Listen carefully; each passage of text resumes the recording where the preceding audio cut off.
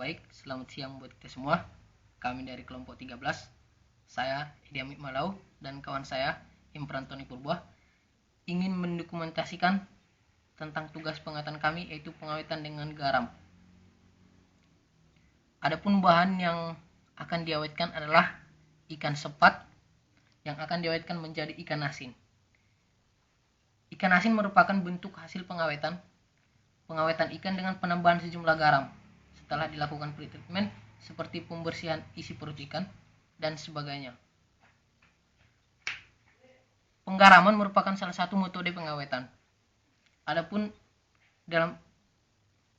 metode yang kami gunakan pada penggaraman dengan pelumuran garam terhadap daging ikan. Baik, kita mulai prosedur kerjanya. Ikan yang telah kami ambil tadi, setelah dibersihkan isi perutnya, kami belah seperti ini. Ada dua bagian, ada dua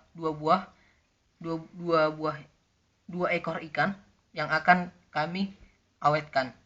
Yang satu ikan ini pengawetan dengan pelumuran garam penuh, dan yang satu lagi dengan atau tanpa dengan pelumuran garam. Baik, kita mulai saja. Yang pertama, salah satu ikan tersebut akan kita lumuri dengan garam.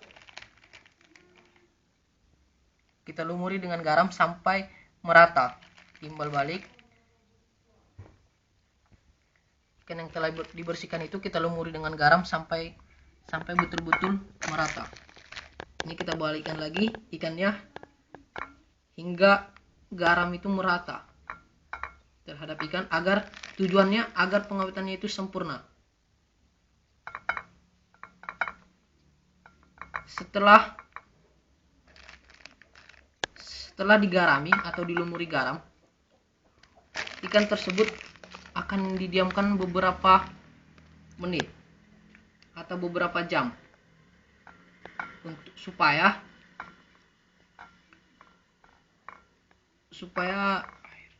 air di dalam ikan tersebut dapat terikat. Yaitu semakin lama pendiaman, semakin lama ikan tersebut didiamkan, maka kadar air yang terikat juga semakin sedikit.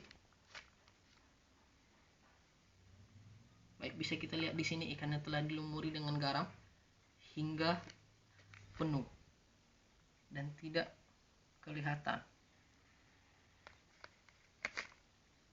Baik, cukup seperti ini, baru kita diamkan. Dan yang satu lagi, baru setelah ini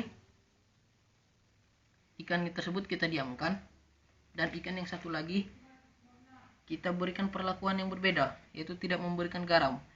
Tujuannya kita akan membandingkan apa yang terjadi pada ikan yang diberi garam atau dilumuri garam dengan ikan yang tidak dilumuri garam.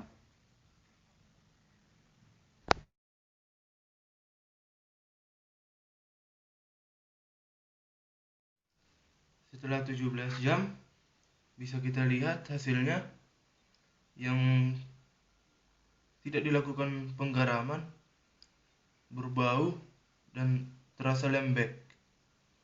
Sedangkan yang ditaburi garam kita lihat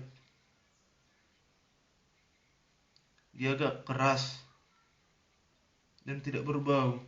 Dia pun terlihat kering. Lihat, bisa Anda lihat. Terlihat kering, agak keras.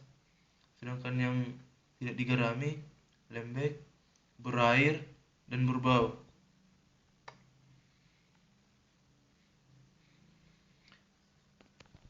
Ini hasilnya setelah 17 jam ditutupi dengan garam. Mekanisme garam sebagai pengawet makanan yaitu garam diionisasikan. Setiap ion menarik molekul-molekul air yang ada di dalam bahan. Makin besar kadar garam, makin banyak air yang ditarik. Bisa Anda lihat, ini air terjadi pengenceran.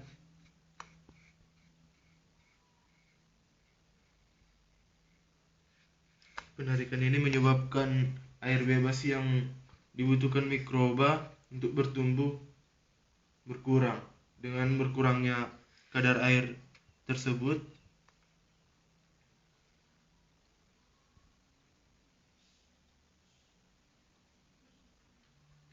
proses enzimatis dan pertumbuhan mikroba yang di dalam bahan menjadi terhambat atau diminimalkan.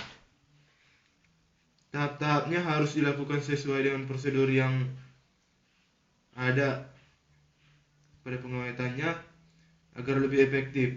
Misalnya jika pelumuran garam terlebih dahulu dilakukan, baru dibersihkan ikannya, itu kurang efektif dan terlalu merepotkan.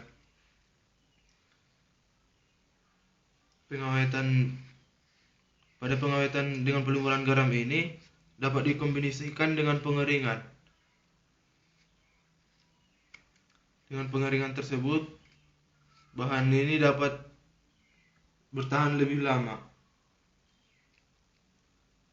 Sekian dan terima kasih.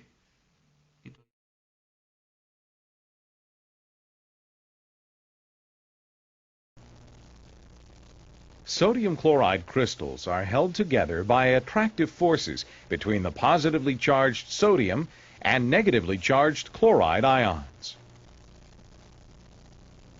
When a crystal of sodium chloride is placed into water, the hydrogen ends of polar water molecules attract the negatively charged chloride ions and gradually surround them.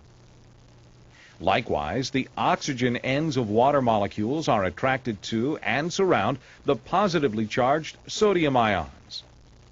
The hydrated ions drift away into the solution, allowing new water molecules to surround newly exposed ions. Gradually, the entire crystal dissociates into solution.